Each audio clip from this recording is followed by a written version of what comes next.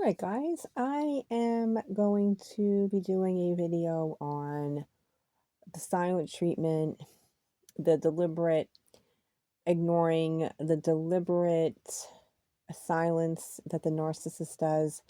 I just did a couple videos on this topic a couple days ago, and I like to talk in examples. I like to give examples of the experiences that I've had with narcissists because it's very important, I feel, to give an example so you can actually see the magnitude of how miserable these people are. Just how nasty, rude, cruel, um, unagreeable, disagreeable, um, just evil. I mean, I don't know what else to call it. I mean, you can call it all the negative adjectives that you want, but when it comes down to it, these people are just plain out evil, right?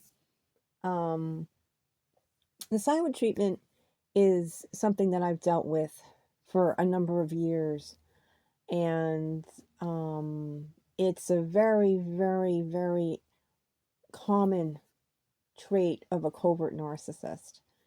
The silent treatment, and it's just they go completely silent. They go completely and utterly silent, and they know very well that you're trying to get a hold of them for something important, and they deliberately ignore you on purpose. Um, they do it knowingly, like they know, like they're there when your message is coming through. They're watching it come through, and they're just not responding to you. Okay, like they're well aware of the fact that you need to talk to them, that you have to talk to them for something. They know it, okay? Like, don't buy that, oh, they're too busy, or they never got your message, or they're just too busy to get back to you. That's all BS, okay? That's all BS. They know that you're trying to contact them, and they're just being miserable, ugly, rude, because they really they're pissed off at you. You've hurt you've stepped on their little sensitive toes about something, and they don't like that, and they're going to retaliate by giving you the silent treatment, and they'll give you that silent treatment forever. I mean, I've spoken about, like, there's no time limit with these people. They will give you the silent treatment forever. They'll the only It's not even for something that they need, because they don't even care about that. They stick to their silent treatment, and they will not give in for nothing. For nothing, unless they need you for something very important or specific. Then they might give in. Or if they are kind of cornered into a place where they kind of have to talk to you because there's no way out, then they might. Then they might. But other than that, if you are not in that narcissist's inner circle, or in their life, like with mine, they will give you the silent treatment forever. Okay, for years and years and years and years. People talk about, you know, silent treatments that go on for a month. A month is nothing. A month is nothing. Um, I'll give an example. This is a very good example because today I thought about this. This was something that I came to my mind.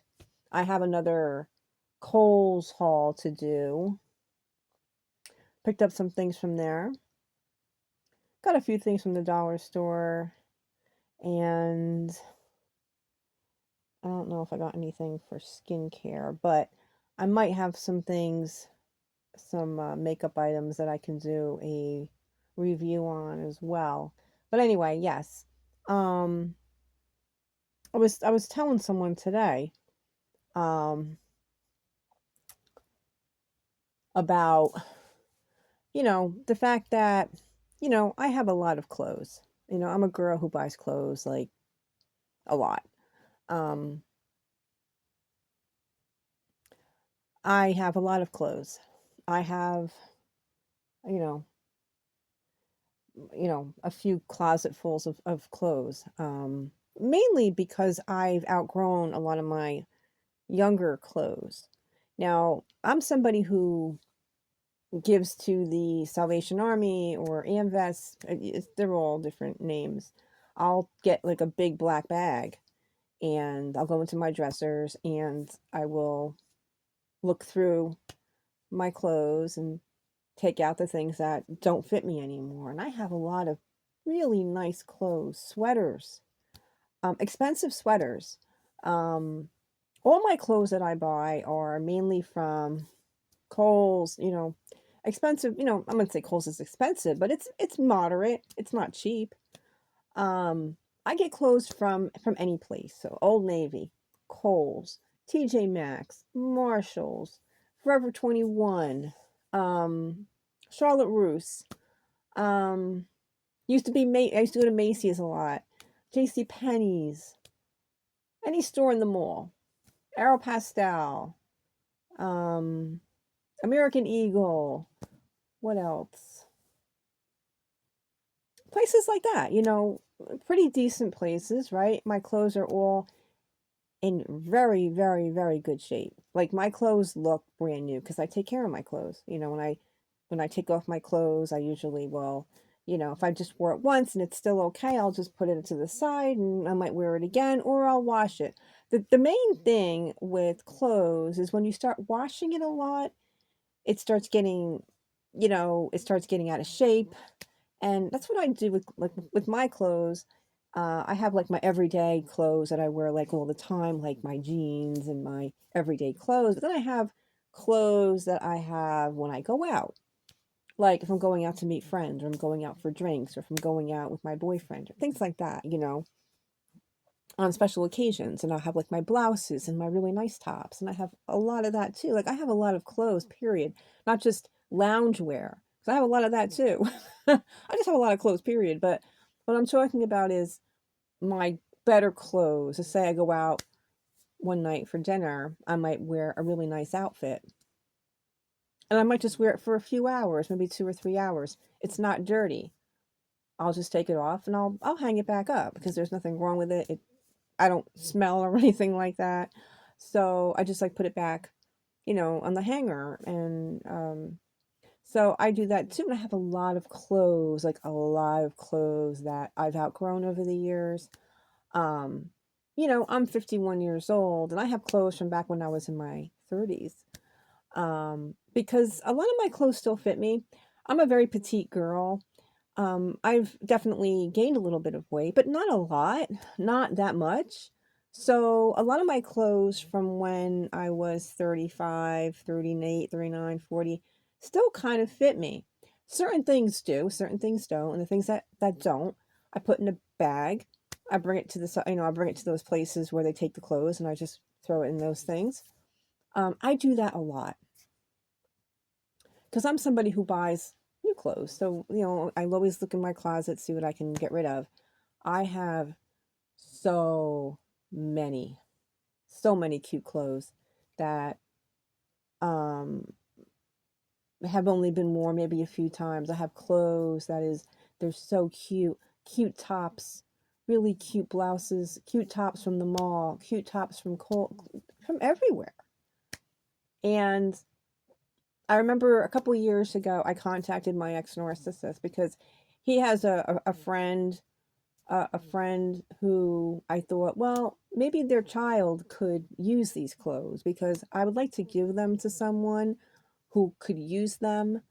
And I figure she's about the age now where she would probably be dressing in the clothes that, that I have, like cute shorts, cute blouses, tops, um, a little more dressy. I have dressy clothes. I have regular clothes and stuff from Old Navy, Kohl's, like I said, all the mall stores. And I wanted to give them to her. I contacted him and I said, look, I got a lot of clothes. And, I know that he was like, his friend was like a single dad. And I figured, well, maybe she could, go through this and see if she wants anything. I washed everything and everything like that, figuring Maybe she could, and if she doesn't like it, either give it back to me and I'll get rid of it or whatever. And he chose to ignore me.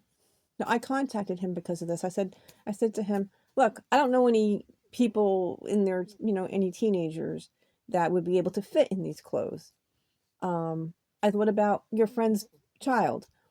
And instead of answering me and saying, you know what, that's a really good idea. Or, even if he would have asked his friend and his friend would have said no or whatever, at least ask your friend and get back to me, right? He chose to just plain out ignore me, plain out completely ignore me.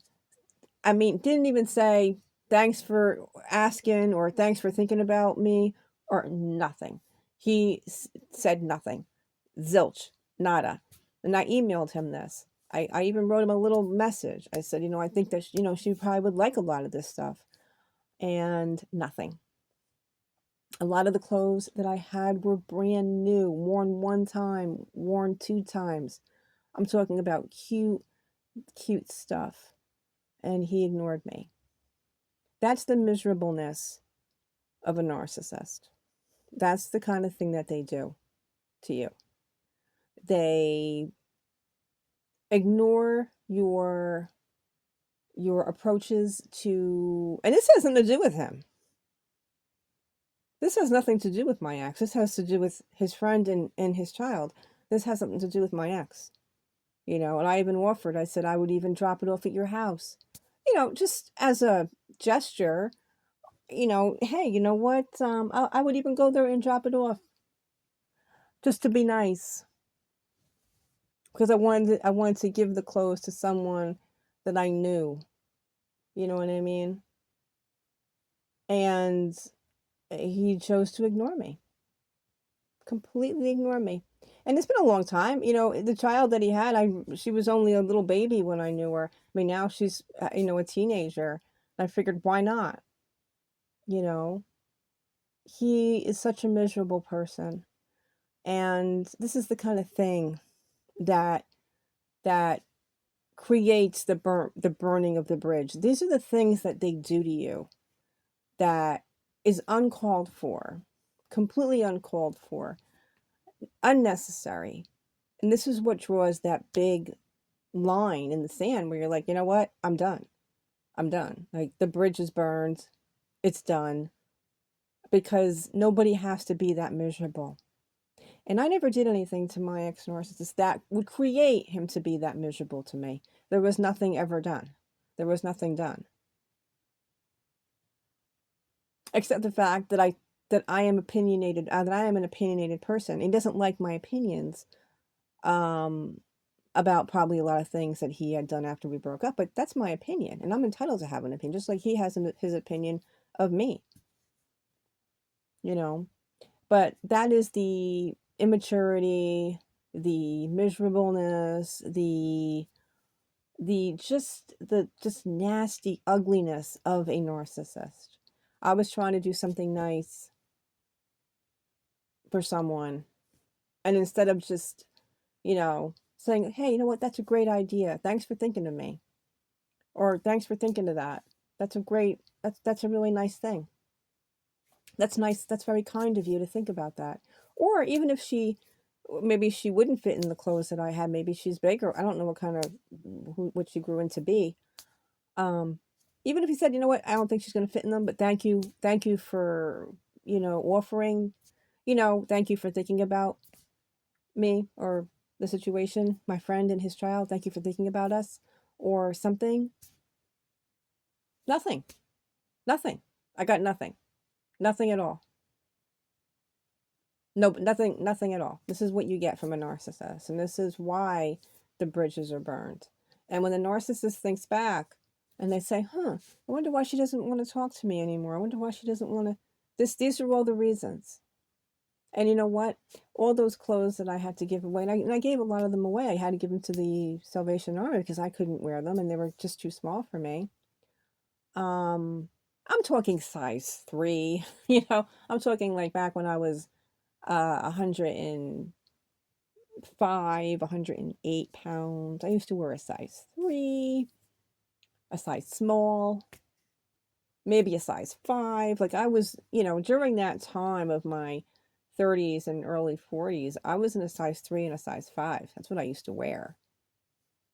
So, I can't fit in a size 5 or a 3 anymore. No, no, no, no, no. Not even one leg could fit in those now. But I figured that she could use them because, she's growing up, and beautiful clothes, expensive, expensive stuff, like stuff from like American Eagle. What was the other? Abercrombie and Fitch. I had clothes from there. Kohl's, Old Navy. Really cute things. I'm like, if I had a daughter, I would like definitely, give them to her, but I don't. And I don't have anyone in my family who could fit in my small size because I was a little petite thing.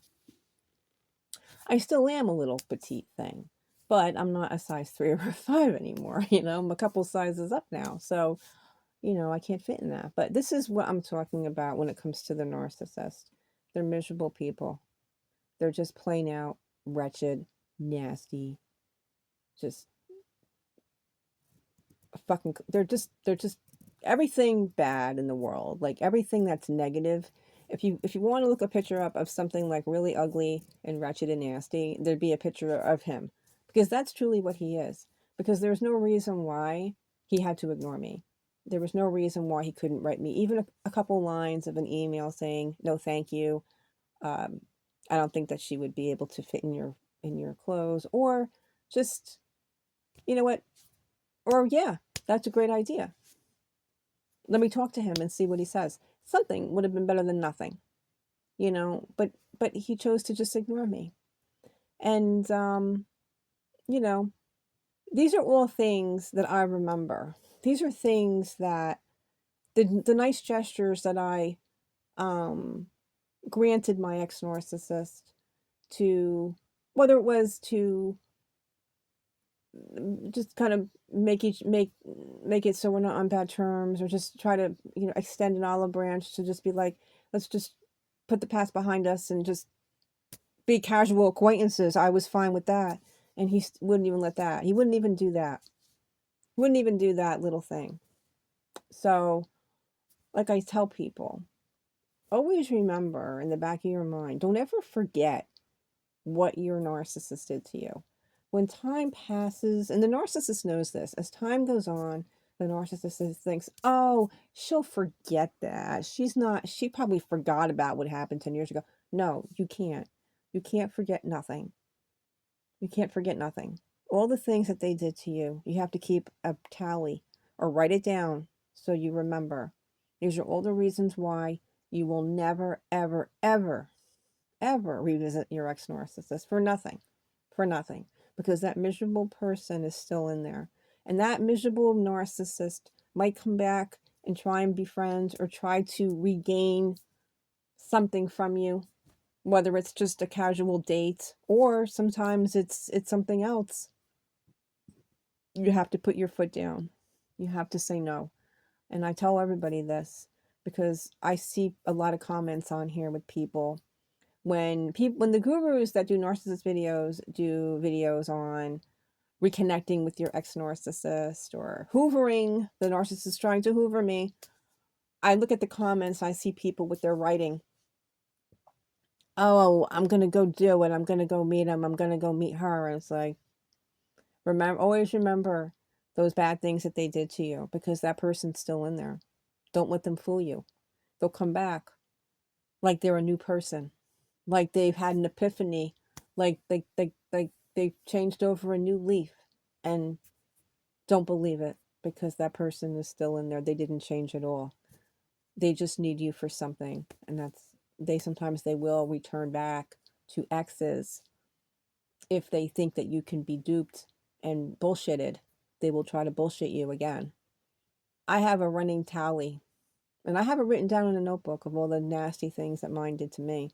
And I do not, and I never will, forgive him for that. I mean, I forgive. I'm like, look, I don't walk around with like, you know,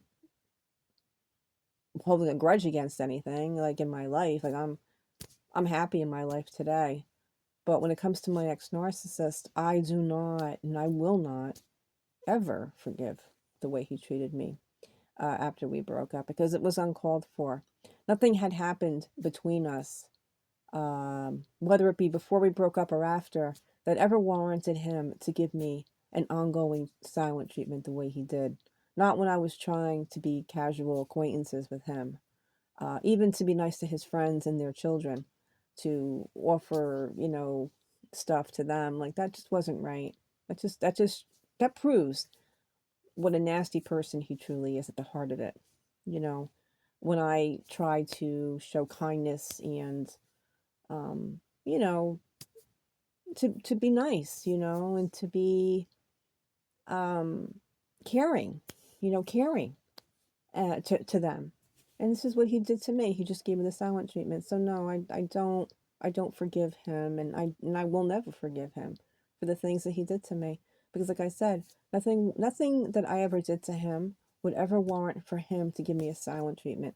The only thing that I did to him was I was very opinionated about what he did after we broke up, but that's my opinion. And now, you know what? I'm not the only one that feels that way. Lots of people feel that way about what I talked about to my friends, and they agree with me. Um, Not just that, but he doesn't like it because I'm no longer the kind of person that's going to take his bullshit and take his insults. I insult him right back. When he's telling me something and calling me a name, like his favorite name was Chubby. That's what he used to call me, Chubby, because I was never chubby. I was never chubby my whole life.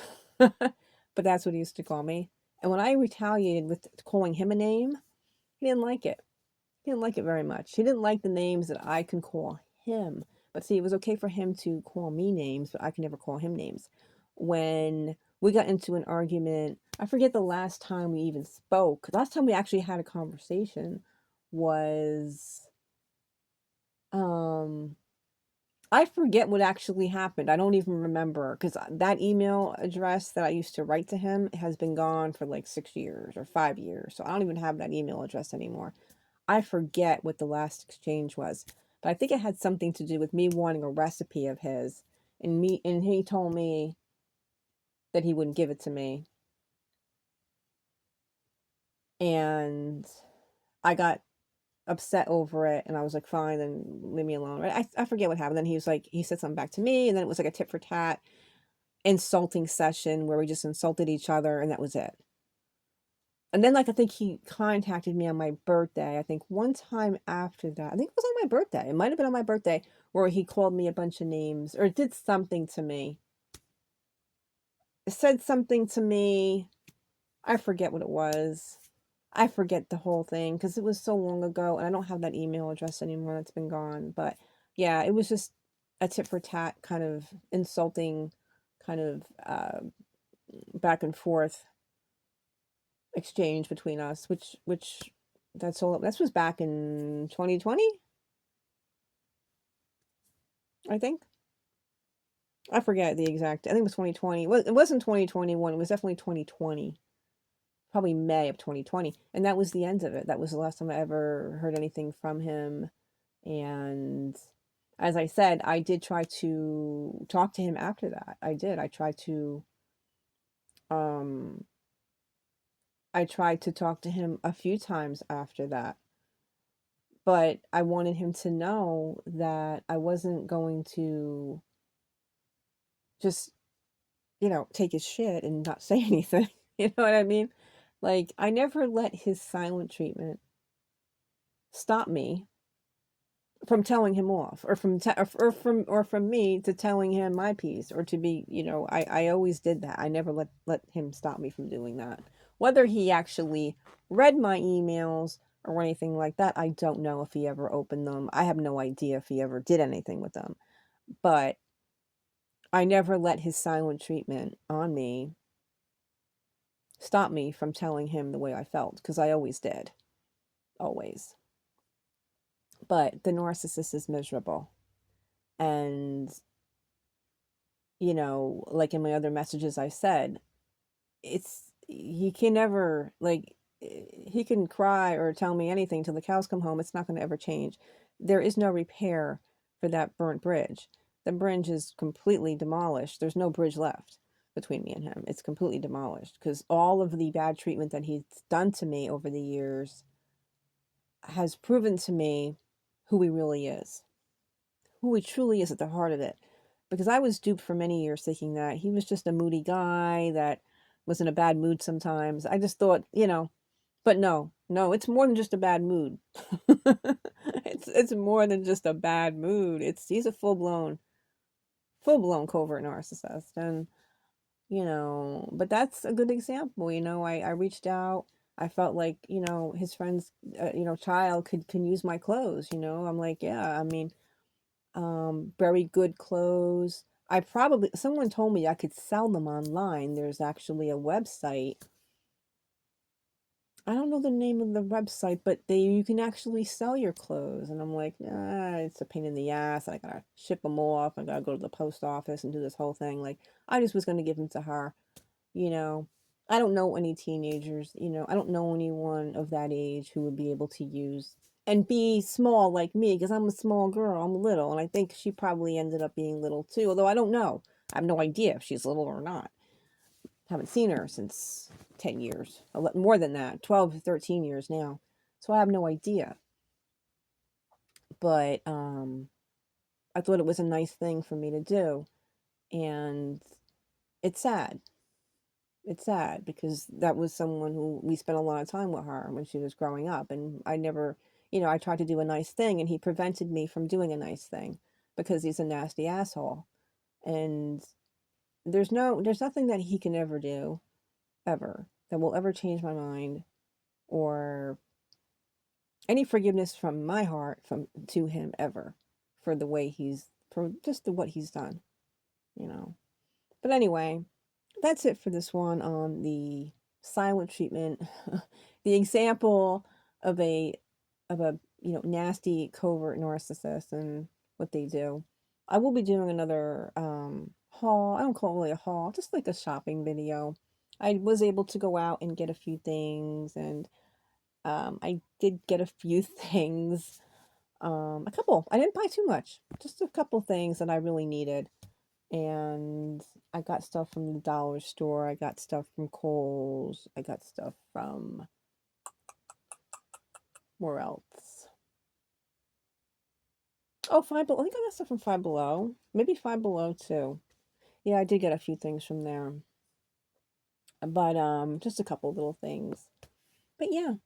So I will be back with a shopping video at some point, probably later or tomorrow. That's it.